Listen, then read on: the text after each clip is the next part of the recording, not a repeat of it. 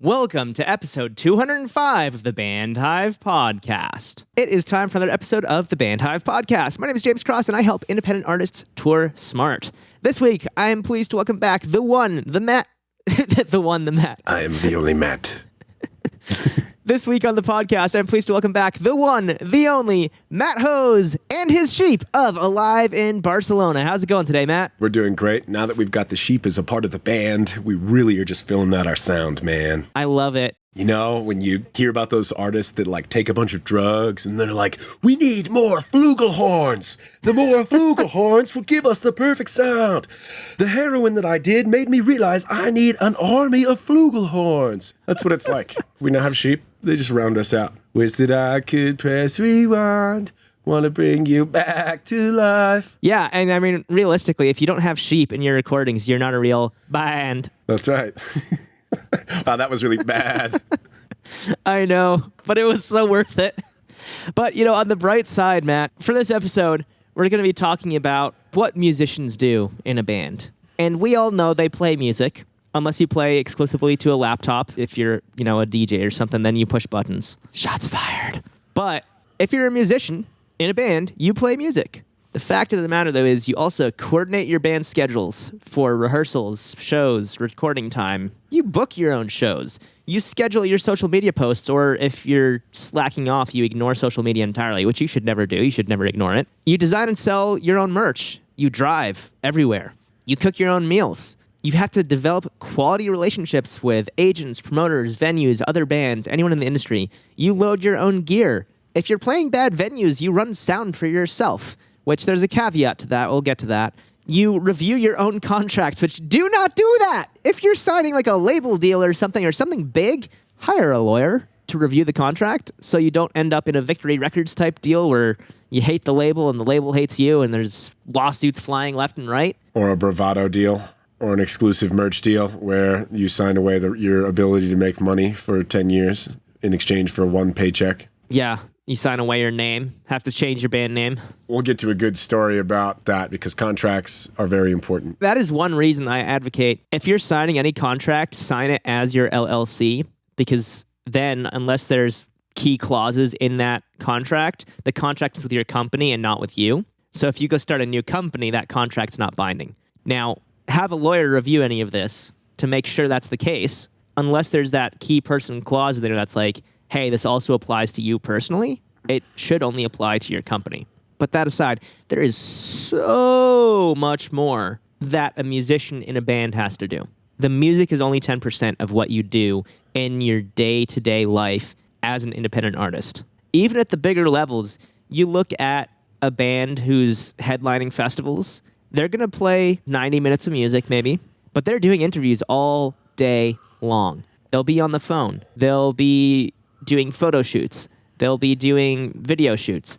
All kinds of stuff that's not actually the music. When they get to the end of the day and they get to play that set, that's probably their favorite time of the day because they don't have to think about all the other stuff that they've been doing all day. So to the artists who I hear say, if only I had somebody else to do all this for me, I wish I could pay somebody. You're still going to have to do all that stuff even if you're paying somebody to do things for you because there's going to be different things that you have to do. There's never enough time in the day, but you can do it. It comes down to 10% of your time is actually spent on music, and that sucks.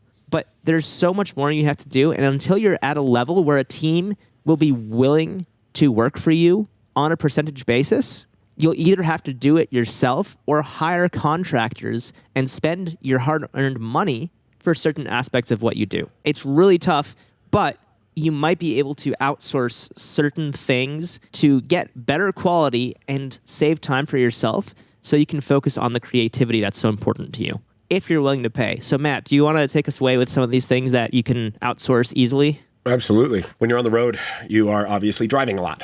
One thing I want to add to not just outsourcing, but outsourcing and automating. These are two very, very powerful tools. So you can automate a lot of your social media posts. You can dedicate like a single day, a week to outlining your weekly posts. Maybe you have one person in the band who's a little bit more social media savvy, and they're the ones that run the social posts, or they're the ones that know the optimal times of day for boosting posts, or they're the ones that know the optimal type of content for boosting posts. If you can basically designate that as the responsibility of one person in your band, then that person is not going to have to be pulled away from doing other things. So social media is a good thing that you can keep in-house, because part of the appeal of social media is actually being able to interact directly with your favorite artists. I personally think that social media is not one that you should outsource. I think it is one that you should partner with people. You should work with promotion companies that are running ads and are running stories on their own publications and with some of their partner publications. And then you have the ability to still create a channel to do whatever it is that specific outlet is designed to do. Each social media should kind of have its own piece. Yeah, 100% agree with you, Matt. And I think a great example of social media being run by the band themselves is Senses Fail on Twitter. Buddy runs their Twitter, and it's hilarious. The entire thing is just him trolling. About a week ago, which we're recording this in mid-September, so by the time you hear this on like October 24th or something, it's long past. But he tweeted about somebody complained that they love Senses Fail, but they hated the show, and they're never going to another Senses Fail show ever again because the set list was so bad. It's the Life Is Not a Waiting Room anniversary tour. What did he expect the set list to be? And he was saying like something along the lines of, I know at least 10 people who also said they're never going to another Senses Fail show ever again because the set list was so bad. Then I replied something that was like, people just don't read these days. Basically the conversation, Buddy replied, and then I wrote back saying, yeah, this is the kind of guy who would walk into like an Arby's and then complain that they don't have the Burger King menu and say that at least 10 people he knows are never going back to Arby's. What did you expect? Bye. It's all right. You're not going to buy any merch because you can't read anyway. So that's the problem. See, people are dumb. There's lots of dumb people in this world. We're overridden with dumb people. Even Buddy Nielsen is a dumb person. I love him. Senses Fail is one of my childhood favorite bands, but everybody in the music industry hates Buddy because he like almost got famous and we all grew up on his music, and then he just kind of turned into a big jerk. But what he does is effective on Twitter, and you can go and look at their Facebook versus their Twitter versus, their Instagram, and they're all completely different. Buddy's not on Instagram trolling kids, and Buddy's not on Facebook trolling kids. But Twitter is a more appropriate platform, or I guess X now, as it's called. Unfortunately so. Yeah, what a dumb name. Screw you, Elon. Speaking of internet trolls on Twitter. You're right. One bought one. He trolled so hard, he got forced into buying it. Yeah, I was going to say, he spent $4 billion. But no, so there are different platforms for different things with your social media. So like Facebook, you can use for just like basic announcements and things like that. There's not a lot of high traffic on Facebook anymore. It used to be a younger demographic. Now a lot of it is for like, old college friends, and the overall age demographic of Facebook is actually getting higher and higher because more and more of like our parents are using it, so that way it's becoming the old person social media. But it is still a very, very important thing because it's good to have a centralized database of all of your show information, all of your tour flyers, all of your promotional materials, all of your dates like bullet pointed and things like that. So if somebody were to go to your Facebook page, they could type in a keyword like the date of your show and pull up that information. I agree with you, but also please bands make a website. Yeah, absolutely. The website is the place to go. The website is more important on the e-commerce front. So Facebook is a horrible platform for e-commerce. Twitter is a horrible platform for monetization. Instagram is actually a magnificent social media. It's actually one of the largest marketing platforms in the world. And so that's huge for like releasing new products, releasing a nice little graphic image that shows, your latest CD print with, your new t-shirt and whatnot. Really fantastic way to get pre-orders is via your Instagrams. With Instagram, there's a picture intrinsically attached to it. TikTok is a lot more intimate. In my opinion, TikTok is kind of doing in the social media space what Snapchat was doing, only it's a little bit more permanent, rather than just this one-time thing that goes away. I think it was DJ Khaled that was really, really huge. Nobody really knew who he was, but he ended up developing a giant Snapchat following. And it was just simple little things. He'd make 20 Snapchat videos a day, and it would always be about just random stuff. He'd be out on a jet ski, and so he'd be like, oh, we're out having fun today on the jet ski. And he'd put his phone away, and he'd go ride around a jet ski. Then he'd get caught in a thicket, and he'd make a video about being caught in the thicket. And then he cut his foot open. So he made a video about getting his foot cut open. And before you knew it, he just had so many people because he had used that platform for its intended purpose. Really figuring out, this is a good one to in-source because all of these are viable options, and really all of you can work together because maybe one person doesn't have that skill set of, if you have somebody that's a little bit more charismatic, I'm very outgoing. My drummer is not very outgoing. he would be a bad face for a TikTok brand. However, he's well thought and he's well spoken. So he would be like a good person to have on like Facebook posts and things like that, because he's going to reread everything and he can reread it 10 times before he has to post it. There's no live conversation that has to happen. When you kind of divvy up these responsibilities, social media is kind of the only one that you really end up keeping in-house unless you decide to automate it and use things like Hootsuite or other social media. Publer's my favorite. It's the best one these days. Check both of those out, figure out what works best for you. Things you can outsource are things like driving. None of you need to have a specific skill set. Most of us can drive. Most of us can drive before the government says that we're allowed to drive. You want to have somebody that stays awake. That's really the only criteria for driving, is that they can stay safe, depending on how long your vehicle is, that they know how to drive it and to park it. Having a slight understanding of like how inner city stuff works, might be a good thing. Understanding that in certain places there are bus lanes, certain places you cannot turn left, certain places there are one-way streets, certain places there are trolley lanes.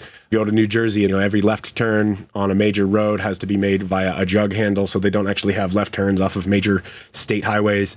Those are things that your driver should know. You don't want a narcoleptic driver. You don't want somebody who's going to fall asleep. And I'm saying that from experience. I've met somebody who was narcoleptic who drove and slammed into the back of another band from the parking lot across the street. That was State Champs. State Champs got slammed into by, I don't remember who, with their rental U-Haul, but their whole trailer wouldn't open anymore after that. They had to load and unload out of their side door and then return their trailer all busted and get a new one. It was a whole ordeal. You need a good driver. That's a good thing you can outsource. And you want to be careful. You want to have somebody that understands that a large portion of your driving commitment is like them sleeping during the day. Some of the time people will be fine sleeping in your van in the heat. Some of the time they will not. And some of the time they need a hotel room because they want to live like a human or get a shower or have a climate controlled bedroom. Those are things to keep in mind. So if you need to outsource that, a driver is very important. They take your lives into their hands every evening. So don't cut corners. Loading and unloading. This is also another very easy thing. This can be compartmentalized into some other more important jobs like photography.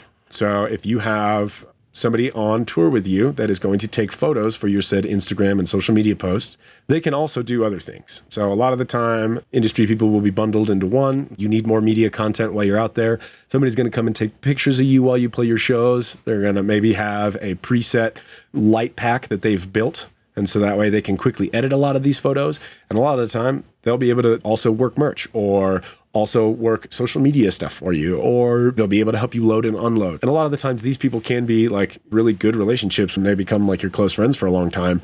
One of my buddies has done photos and merch and loading for us quite a few times whenever we go out, and he's just always ecstatic to just be on the road. And the people that are really passionate about being on the road understand that it's I might be the singer, but I'm also the merch guy. And after I'm done being the merch guy, I'm the roadie. And after I'm done being the roadie, I have to be the backup muscle in case they decide they're not going to pay us. So there's always these other responsibilities. Sound, having a front of house sound guy. It really cannot be expressed enough how important having a consistent sound guy that understands how you're supposed to sound every night. A lot of those things can be streamlined, and there are more demands now in the music industry. Back in the day when Metallica would be playing a show a night for 6 figures, the amount of production that was going into that is absolutely insane. The amount of people that need to get paid is absolutely insane. And you need to kind of realize that once you get to a certain level, having a consistent team member who knows how you should always sound, who understands, it's oh yeah, you have really sharp mids, so we need to bring down the frequency. You want people that are really good about that. If you can't afford people that are good at that, there are ways to do it slowly but surely over time, to be buying specific pieces of technology. Get an X32. You run everything into your X32 and you set your own sound. You all run into your monitors, so you all have the same sound every time, 100% of the time. You're never playing in a different audio environment. An X32 rack is one of the best investments a band can make. What do they go for right now, James? If you look on Reverb, you can get them for $1,000 to $1,200, including a rack case. And then you just need an iPad. That's cheaper than what I remember. Yeah, new they're 17 or something. My X32 compact here, I picked it up for $1,600, including tax and road case. That was a hell of a deal. When it came out, it was $3,500. Well, this is the compact, so it's the 16 fader instead of the 24 fader. It still has 32 channels, but only 16 preamps, which I have stage box anyway, so it doesn't matter. See, this is where the gearhead comes in and sets me straight.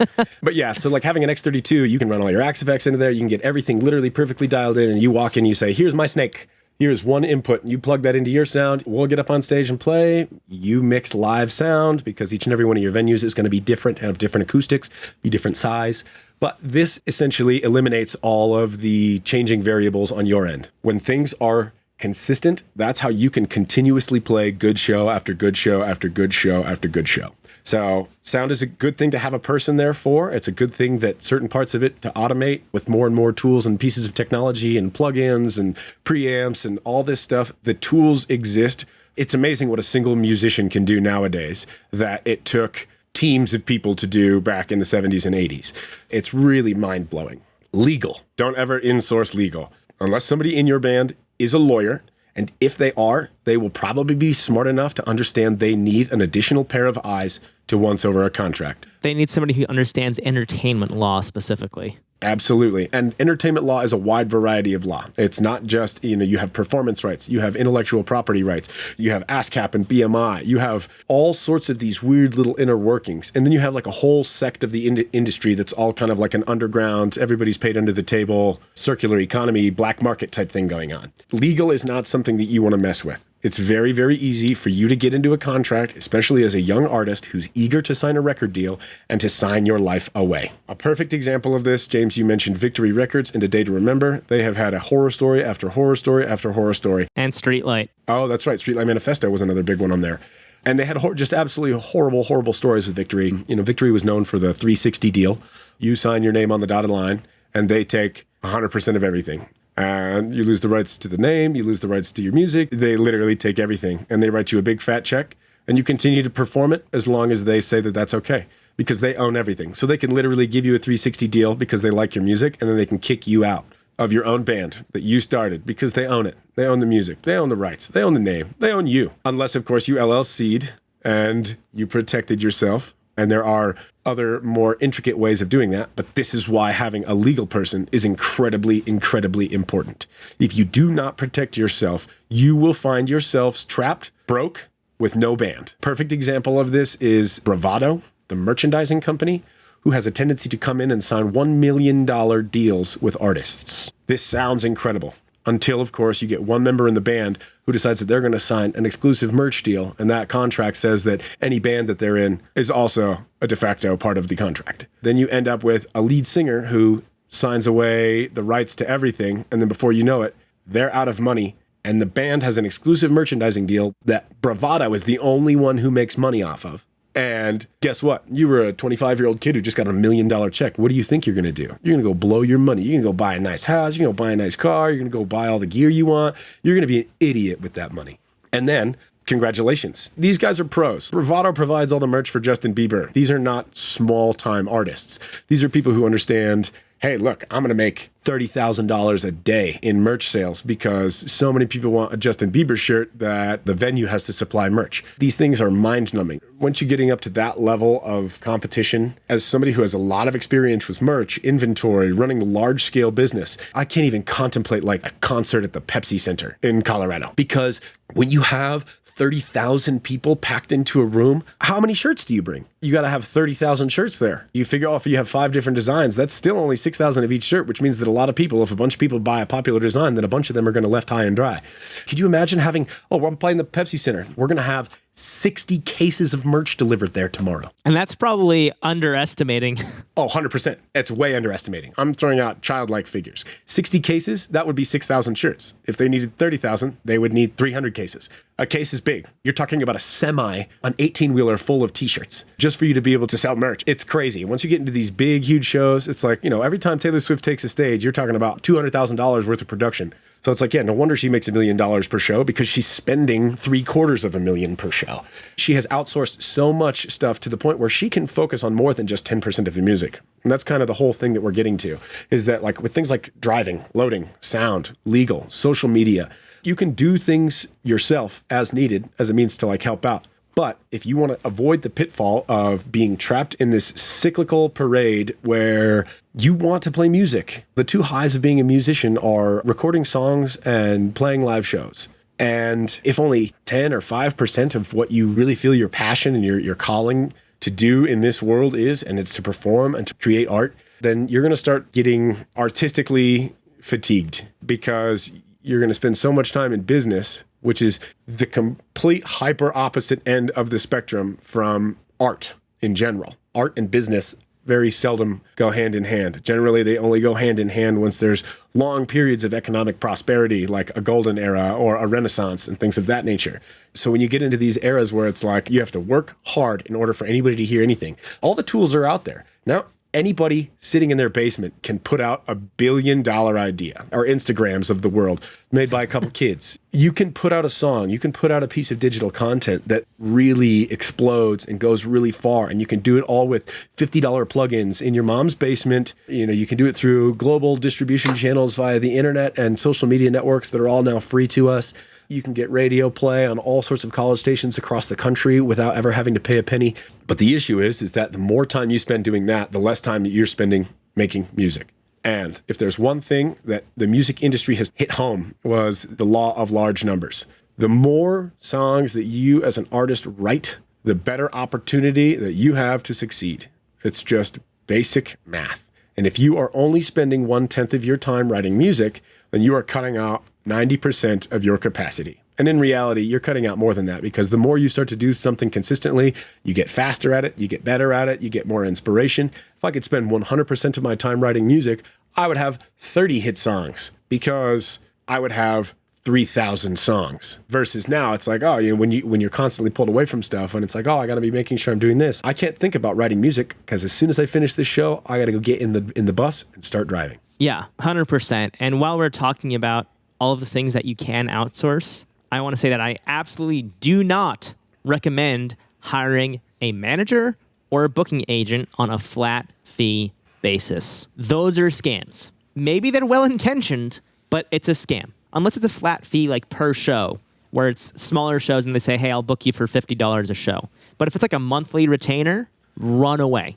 That is not the kind of management or booking deal that you want to be in. Legitimate agents will work on gross income from any performances they book, just from the performance. They won't take a cut out of your merch, for example, that you sell at that show. It'll be just the deal that they negotiate. Managers will get a cut of all of your income as a band. They'll probably ask for gross, but if at all possible, talk them into a net deal, because that incentivizes them to keep costs down, because they're only making money if you're making money. Whereas if they're on gross, they don't care if you're making money or not after expenses, because they're making money no matter what. You might actually be losing money because of your manager. But when it comes to finding people who are going to do tasks for you, if you're going to go the flat rate route, which most contractors are going to be a flat rate, so if you're doing like graphic design, sound, driving, all that stuff, depending on what it is, you know, you can go to Fiverr and you can get great results. My band, we have gotten designs from Fiverr and we love them. But you could also get horrible results. The first ever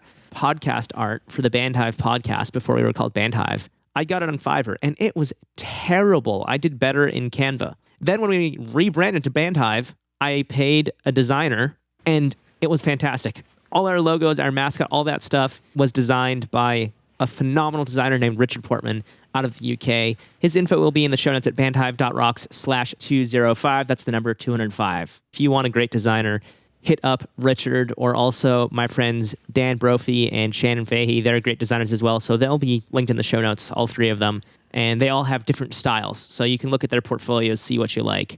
They all do great work. If it's in-person work, rely on your network. You never know who you might find. Just ask somebody, be like, hey, do you know a sound engineer? Hey, do you know somebody who can drive a 15-passenger van with a trailer?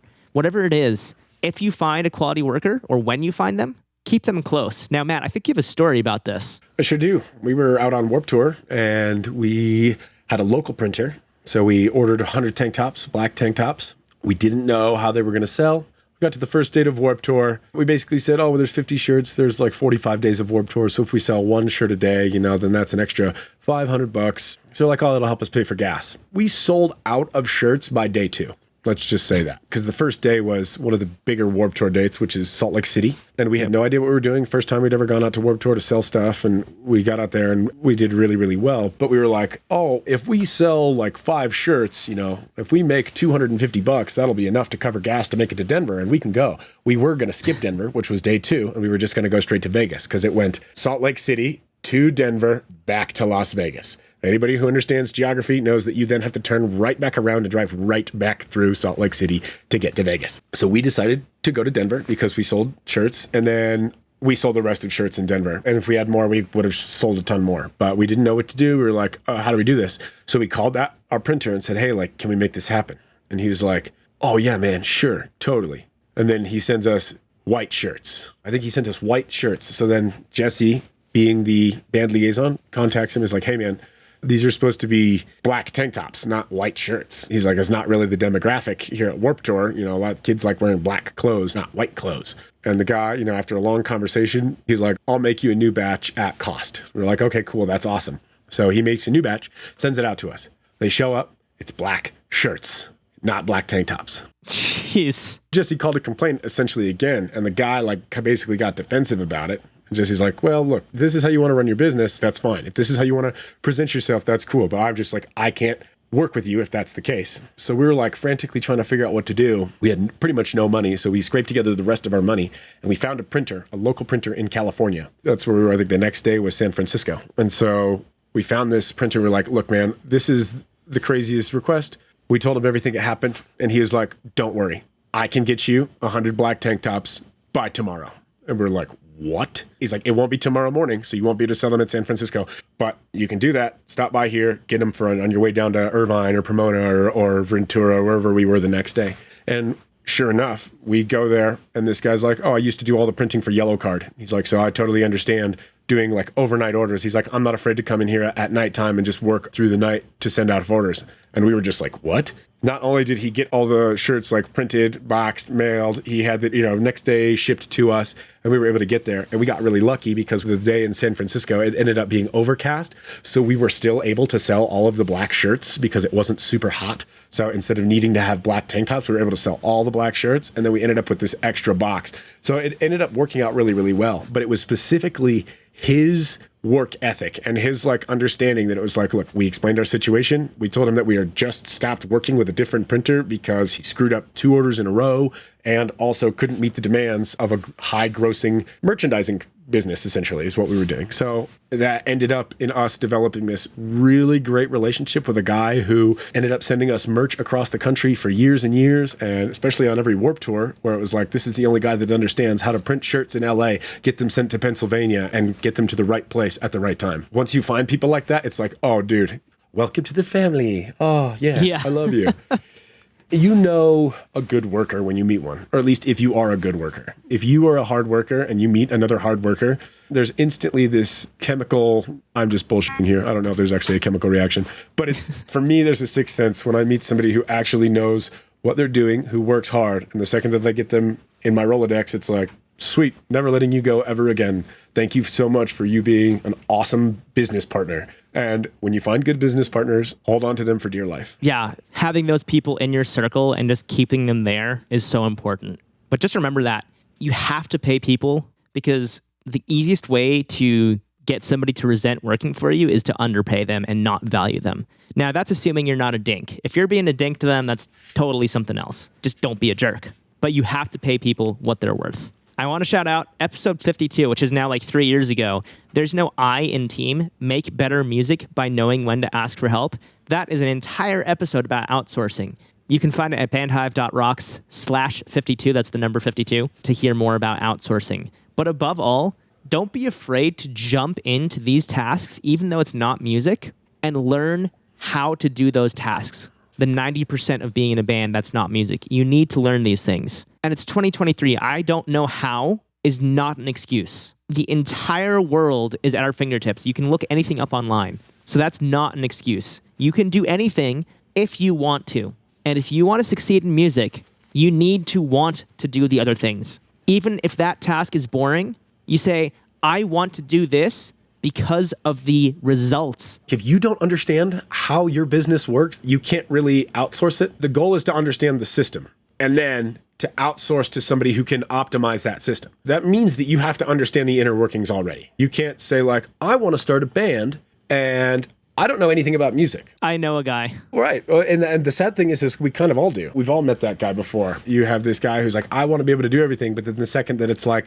okay, we need to set up social media accounts. And they're like, well, why? Well, why do I need a website? You've already failed. You need to understand how your business works so that way you can outsource to the right person. If you're outsourcing to the wrong person, then you're going to fall into those scams, those flat rate deals, those 360 deals that we were talking about, those horrible, horrible pitfalls that you want to avoid. The more you understand about your business, the less likely it will be that you fall into a pit. You don't want to be Andy Dwyer. You want to be Leslie Knope. She figures out how to do it and gets it done. We'll leave you guys with an awesome quote from, I believe it's Bette Midler, of all people. When they asked Bette Midler what she accredited her success to, and she just said, I don't believe in roadblocks. Every time I find a roadblock, I just figure the way around it. And she did that by knowing, by finding the right people, by putting them in the right place, and setting her mind to it. Because as cliche as it sounds, you can absolutely do anything if you just set your mind to it. Check. 1, 2, 3, 4. Go ahead, Matt. Grubby baby bug bumpers. Matt the sheep. Not Sean. Matt.